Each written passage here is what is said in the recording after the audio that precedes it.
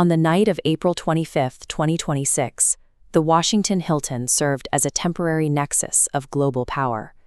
For a few hours, the hotel was arguably the most defended structure in the city. Inside, the White House Correspondents' Dinner was in full swing. The room was a dense gathering of the political and media elite, all operating under the bright lights of a televised celebration. The safety of these guests relied on a multi-layered security bubble. This physical architecture was designed to keep the unpredictability of the street separated from the Gala by a wall of armed federal agents.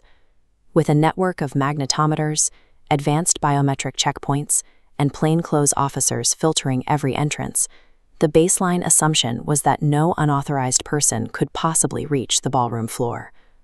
But while the event peaked, a chronological ticking clock was already running.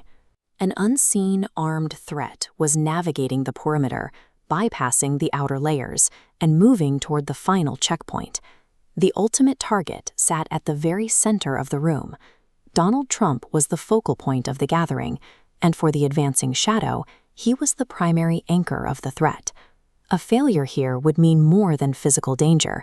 It would shatter the psychological comfort of the nation's most protected figures.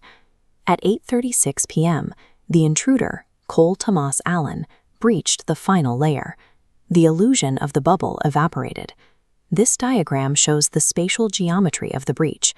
A single trajectory moved rapidly through 3 concentric defensive rings, piercing the heart of the Hilton ballroom. The acoustics of laughter and clinking crystal were instantly severed by the sound of a single gunshot. The Secret Service immediately executed a collapse protocol. Their posture shifted from observation to a singular, violent focus on the VIP. In a practiced physical reflex, the protective detail swarmed the president. They used their own bodies to create a tight, overlapping human dome, shielding the target from any further fire. While the agents moved with tactical precision, the guests were consumed by panic. Figures in formal wear were forced onto the floor, crawling through shattered glass and fallen tables to find cover. In that moment, the social hierarchy of the room was gone. The most powerful people in the country were reduced to a group of individuals surviving on raw instinct. As the close protection team held the shield, the perimeter counter-assault teams pivoted from defense to offensive retaliation. Engaging a target in a crowded, low-visibility ballroom is an extreme tactical challenge.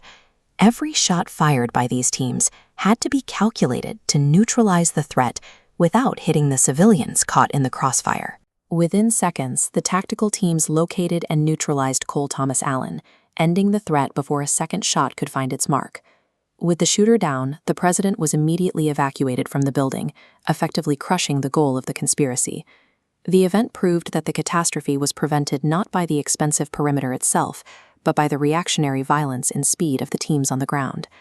Once the evacuation was complete, the screams and gunfire faded into a heavy, suffocating silence. The ballroom was a landscape of abandoned symbols of wealth. Discarded credentials and formal shoes sat amidst the glass, illuminated only by the rhythmic strobe of emergency lights. In the days following the breach, federal agencies began a total overhaul of the security protocols used for the DC elite, acknowledging that the systems they trusted had failed. Though the shooter was neutralized, the fact that he reached the floor at all provided a permanent blueprint for how the city's most secure perimeters could be exploited. Courage shielded the nation from a tragedy that night, but the event stripped away the comfort of the perimeter. It left the heart of the country waiting for the next shadow to fall.